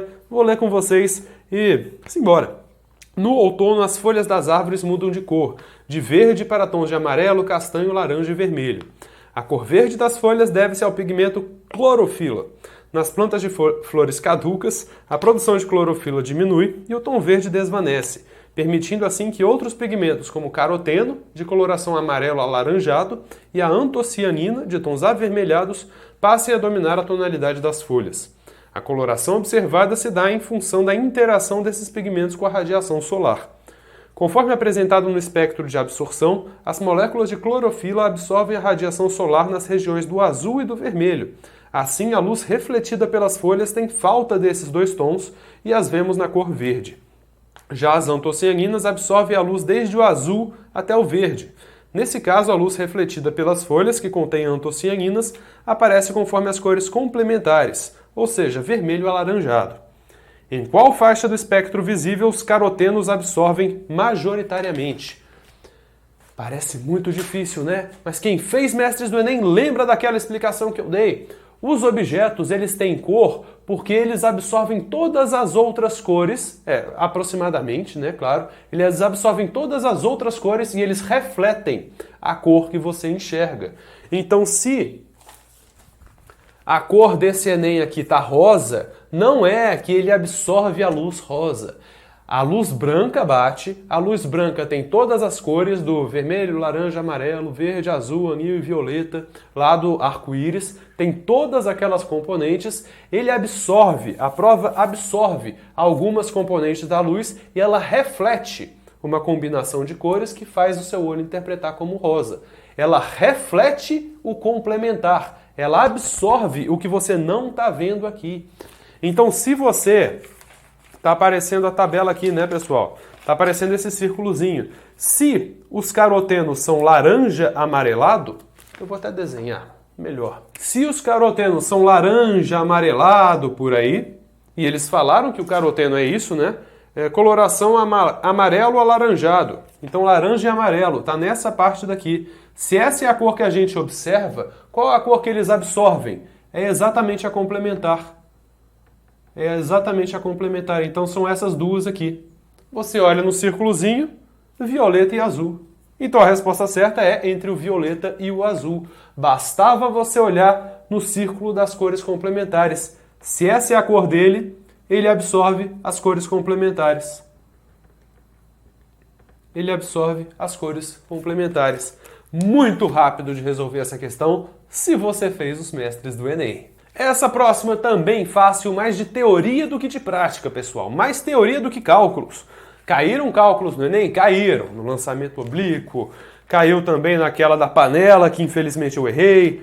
De resto, muita teoria, muita teoria. Por isso, eu defendo que o Mestres do Enem sempre vai ficar atual, pessoal. Sempre vai ser atual. Até lá em 2024, quando começarem a cair algumas questões um pouco mais específicas, creio eu que o Mestres do Enem sempre vai permanecer atual, porque questão de Enem envolve muita teoria.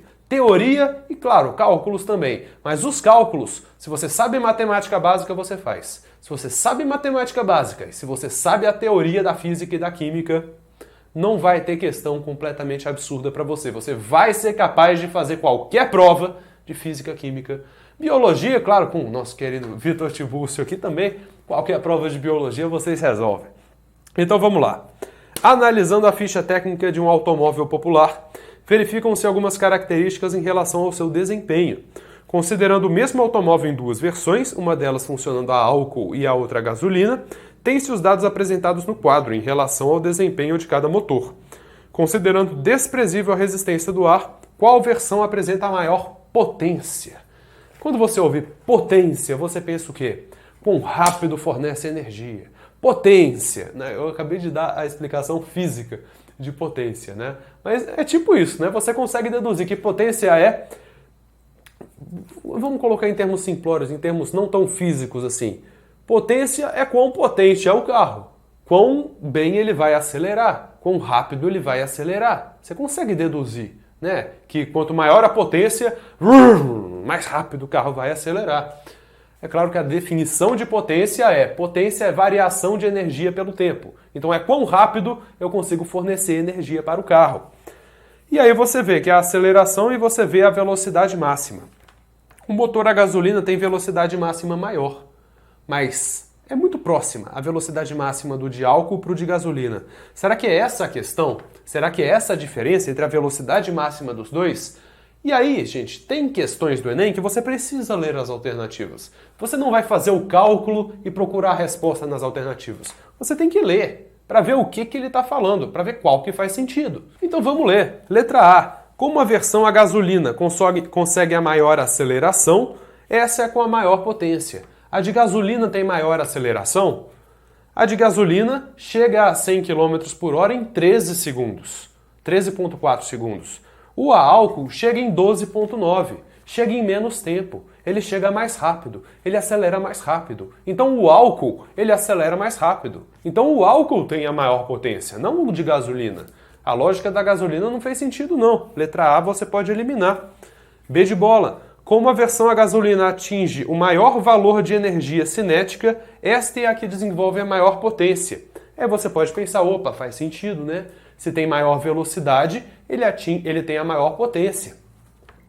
Mas potência é variação de energia, trabalho sobre tempo, né? Variação de energia sobre tempo. Tá bom que no da gasolina ele consegue adquirir mais energia cinética, né? 2 km por hora a mais, então é um pouquinho a mais de energia cinética. Mas a potência tem a ver com a variação de energia pelo tempo. Quão rápido ele consegue adquirir essa energia.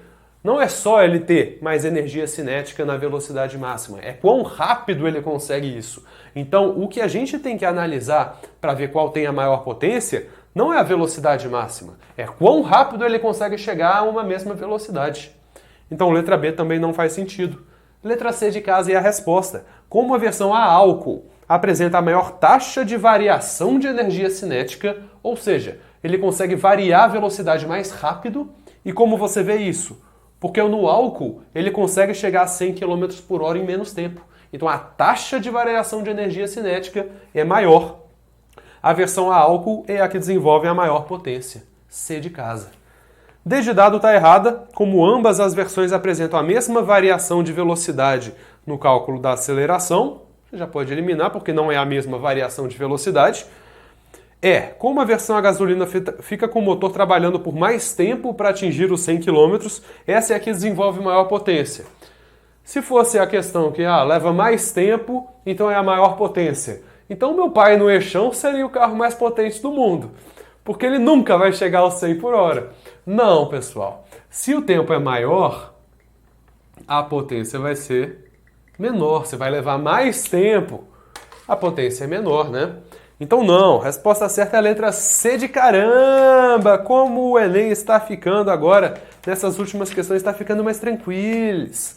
Pessoal, essa próxima aqui vocês vão gostar. Vou mostrar como eu resolvi essa questão por meio de análise dimensional. Eu vou confessar para vocês que eu nem sei do que se trata essa questão. Eu vou ler aqui, vai ser como se eu estivesse lendo pela primeira vez essa questão, porque eu não faço ideia do que seja ela. Eu só olhei as unidades de medida e eu resolvi.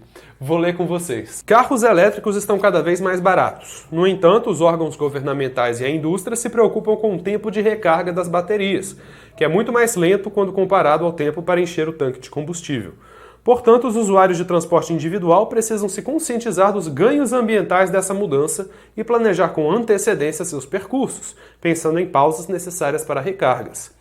Após realizar um percurso de 110 km, o motorista pretende recarregar as baterias de seu carro elétrico, que tem um desempenho médio de 5 km por kWh, usando um carregador ideal que opera a uma tensão de 220 volts e é percorrido por uma corrente de 20 amperes.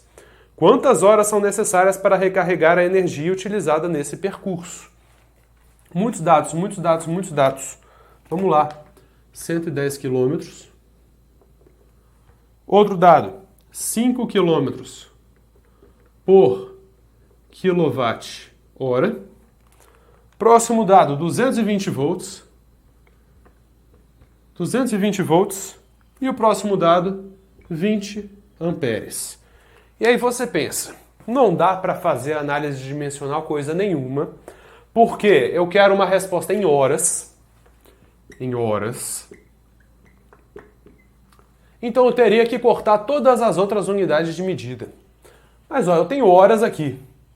Eu tenho quilômetro com quilômetro. Beleza, eu vou até poder cortar quilômetro com quilômetro. Mas quilowatt, não tem mais quilowatt em lugar nenhum. Volt, não tem mais volt em lugar nenhum. E ampere, também não tem ampere em lugar nenhum. A ideia da análise dimensional é você unir todas essas unidades de medida aqui, você juntar todas elas por multiplicação ou divisão, de forma que você corte todas e só sobre a unidade que você quer, que é o horas. E você ainda quer você ainda quer encontrar o horas no numerador, porque aqui o horas está no denominador. Então você já sabe que você vai ter que inverter essa fração em algum momento. Mas aí você pensa, quilômetro está em parzinho. Quilowatt não está em parzinho com nada. Volt não está em parzinho com nada. Ampere também não está em parzinho com nada. Eita, como é que eu faço? Vou ter que usar um monte de fórmula agora? Não vos desesperei-vos. Não vos desesperai-vos. Não vos desespereis. Eu acho que é isso. Volt não é só volt. Você sabe o que é volt, porque você viu a aula de eletromagnetismo, a aula de eletrodinâmica aqui nos mestres do Enem. Volt é a mesma coisa que Joule por Coulomb. 220 volts significa que cada Coulomb vai ter 220 joules de energia. Ampere, você sabe o que é um ampere também. Um ampere é coulombs por segundo. Uma corrente de 20 amperes significa uma corrente em que saem 20 coulombs a cada segundo. Coulomb é a unidade de energia elétrica. E quilowatt, você sabe que o quilowatt é a mesma coisa que, vamos colocar assim, que o watt, né? O watt, o quilowatt logo, é quilojoules por segundo. O watt é o joule por segundo. Olha só que lindo. Agora eu tenho joule com joule, eu tenho coulomb com coulomb, eu tenho segundo com segundo, eu tenho quilômetro com quilômetro. E só resta a minha hora, que é justamente a minha resposta. Então vamos agora unir todas essas unidades de medida lindas para a gente encontrar justamente a nossa resposta em horas. Vamos lá. Vou inverter aqui.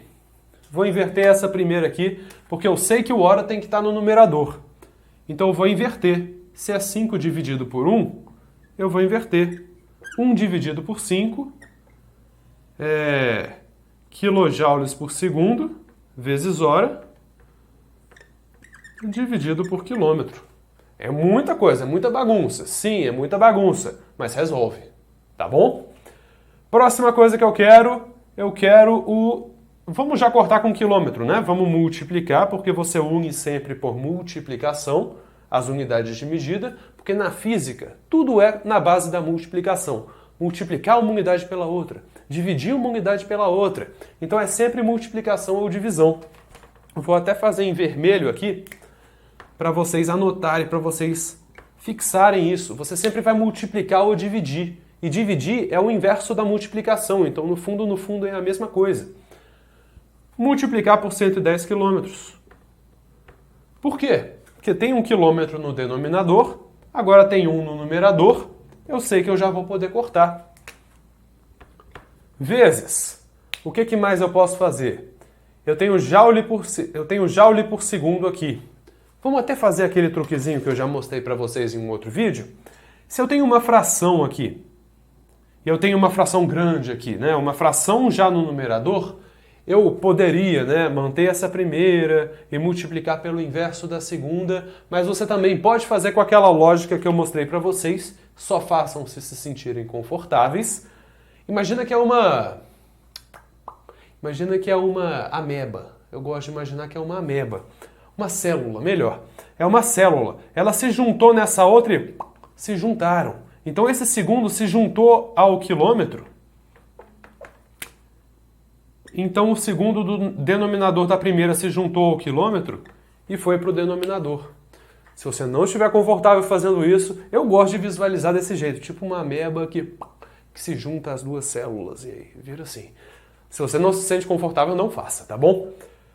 Eu já tenho segundo, eu tenho quilojoule, deixa eu ver o que a gente pode fazer aqui.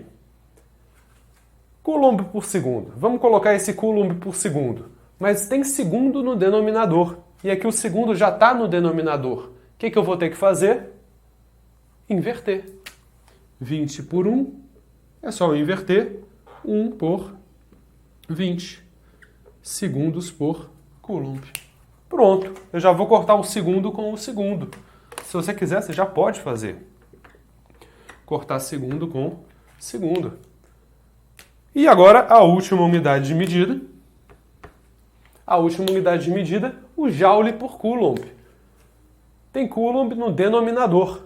Tem coulomb no denominador. O que eu vou ter que fazer? Vou ter que inverter. 1 sobre 220 coulombs por joule. Aí eu vou cortar coulomb com coulomb.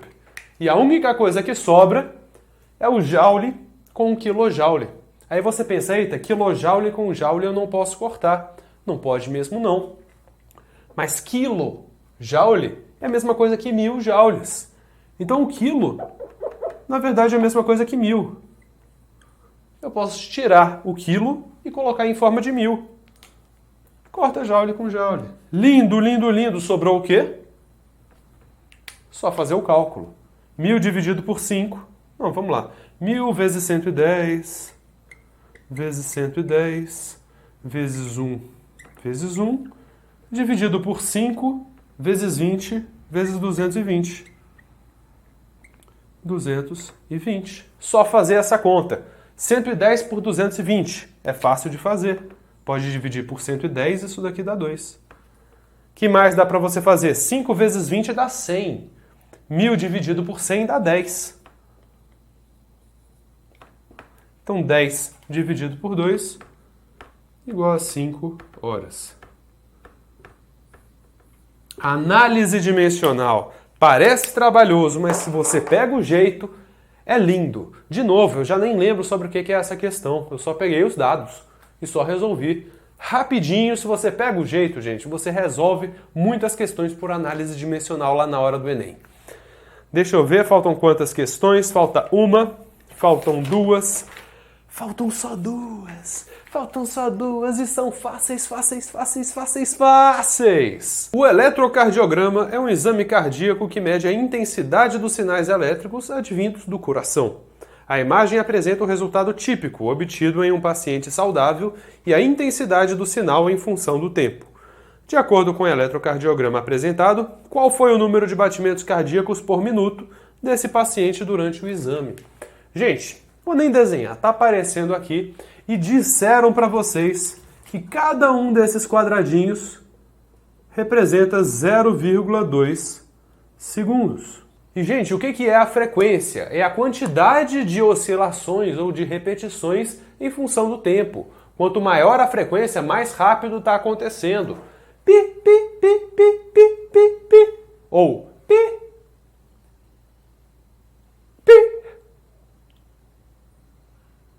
pi. Qual que tem a maior frequência? A primeira opção. Pi. E aí você simplesmente tem que contar, pessoal, quantos batimentos por minuto. E aí você conta. De batimento em batimento, esse pi, pi, pi, pi. Quanto tempinho leva entre um e outro? Você conta os quadradinhos. 1, 2, 3, 4, 5 quadradinhos e aí tem um outro batimento. 1, 2, 3, 4, 5 quadradinhos e tem outro batimento. Nossa, é como um relógio, né? Esse cara aqui é como um relógio. 1, 2, 3, 4, 5 quadradinhos e aí dá um novo batimento. De 5 em 5 quadradinhos. Se cada quadradinho equivale a 0,2 segundos, isso vezes 5 dá 1 segundo. Então tem um batimento a cada 1 segundo. E aí você pode fazer uma regra de 3. Se a cada segundo tem um batimento, em 60 segundos, que é 1 minuto, vai ter quantos batimentos? 60. 60 batimentos por minuto. A resposta certa é simplesmente o 60. A resposta certa é o 60. Essa questão foi muito tranquila, muito tranquila. E aí nós podemos partir para a nossa última questão de eletromagnetismo. Essa parece difícil, mas só para quem não fez Mestres do Enem. Eu não percebi que ia ser muito rápido aqui gravar essas duas últimas e eu não tô aqui onde eu tô morando, eu tô no lugar em que eu gravava antes, né? E eu pedi um sushi pra cá. Então, tipo, eu vou demorar, né? Vou ter que demorar aqui pra justificar a espera pelo sushi, porque aqui não tem nada. Né? Então vamos lá, vou ficar esperando 1 hora aqui. Duas esferas carregadas com cargas iguais em módulo e sinais contrários estão ligadas por uma haste rígida e isolante na forma de haltere. O sistema se movimenta sob a ação da gravidade numa região que tem um campo magnético horizontal uniforme da esquerda para a direita. A imagem apresenta o sistema visto de cima para baixo, no mesmo sentido da aceleração da gravidade, que atua na região. Visto de cima, o diagrama esquemático das forças magnéticas que atuam no sistema, no momento inicial em que as cargas penetram na região de campo magnético, está representado em... Ai meu Deus, visto de cima. Em primeiro lugar, o Enem poderia ter colocado uma pegadinha aí, porque falaram que essa visão é de cima. Eles poderiam estar perguntando, visto de baixo, qual que é o diagrama de forças? Seria sacanagens? Seria muita sacanabes. Seria muitas sacanabes. Mas o Enem poderia fazer isso com você. Felizmente não. Ele só quer que você olhe daqui mesmo e que você marque aqui. Ele não está pedindo para você considerar que esse é visto de cima e as forças são vistas de baixo. Eles não resolveram complicar tanto assim. Vou desenhar aqui no quadro para a gente usar a regrinha da nossa mão esquerda, do faça um bom vestibular, que foi o que eu ensinei para vocês na aula de eletromagnetismo. Em primeiro lugar, o que é esse símbolo aqui? É um vetor. E o vetor não está apontado nem para a esquerda, nem para a direita, nem para cima, nem para baixo. O que significa esse símbolo com um xizinho aqui? É como você considerar, como se você estivesse olhando para uma setinha. Se você está olhando para a setinha, olhando para a retaguarda da setinha, eles representam como um X. Significa que o vetor está apontado para lá. É como se tivesse um X aqui, ó. Como se tivesse um X aqui. Se você estivesse olhando para um vetor e ele estivesse apontando para você, o símbolo que seria usado seria um pontinho. Esses dois símbolos aqui representam vetores que estão apontando lá para trás do quadro e esse daqui, um vetor que está apontando aqui para frente do quadro, exatamente para você. No caso, a gravidade está apontando para onde? Para lá. Para onde que esse objeto está caindo? Para lá. Claro, a gente está olhando ele de cima. Está olhando ele de cima? O que acontece com coisas quando você olha para elas de cima? Elas caem, elas vão para lá. É basicamente isso que está dizendo. Né? Então você sabe que a gravidade está apontando para lá. Então para onde está sendo a velocidade desse objeto? A velocidade está indo para lá. Exatamente para onde está apontando a gravidade. Você tem o campo magnético, você tem a gravidade, e eles estão perguntando qual que é o sentido da força magnética.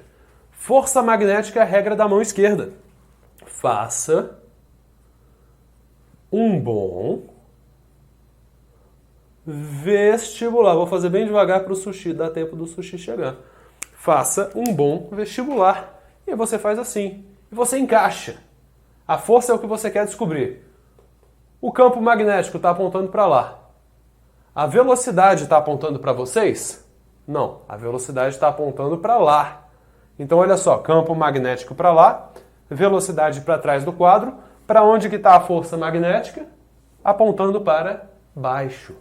Vocês têm que lembrar, gente, que a regra do faça um bom vestibular é para cargas positivas. Ou seja, a força magnética está apontada para baixo em uma carga positiva. Em uma carga positiva. Força magnética. Para uma carga negativa é exatamente o contrário. Não muda o módulo, muda o sentido. Se uma é para baixo, a outra é exatamente o contrário. Para cima. Força magnética. Força magnética. Ou, se você quiser ousar, para cargas negativas faz com a mão direita. Para cargas positivas faz com a mão esquerda. Eu prefiro fazer sempre com a mão esquerda e, caso seja uma carga negativa, inverter, do que ter que ficar decorando positiva para uma mão, negativa para outra. Enfim, é isso. Força magnética para baixo, força magnética para cima. E a resposta certa é a letra A. Eu deveria ter calculado melhor o meu pedido de sushi, porque agora eu vou ficar aqui esperando quase 1 hora pelo sushi, mas terminamos o nosso Enem. Eu espero que vocês tenham gostado, pessoal, dessa resolução. E deixem 5 estrelas aqui na resolução, caso vocês tenham gostado. E muito obrigado de novo pela presença de vocês aqui ao longo desses vídeos. É sempre um prazer estar aqui com vocês. O que mais eu posso falar? Eu tô cansado, eu tô com fome. Mas eu tô orgulhoso, porque a resolução de hoje saiu muito legal. Valeu, pessoal. Vejo vocês por aí ao longo dos vídeos que vocês vão rever, com certeza, para recapitular todos esses assuntos que eu falei aqui de um jeito mais aprofundado nas aulas teóricas. E falou. Bons estudos a vocês, um grande abraço e eu vejo vocês por aí. Falou, pessoal.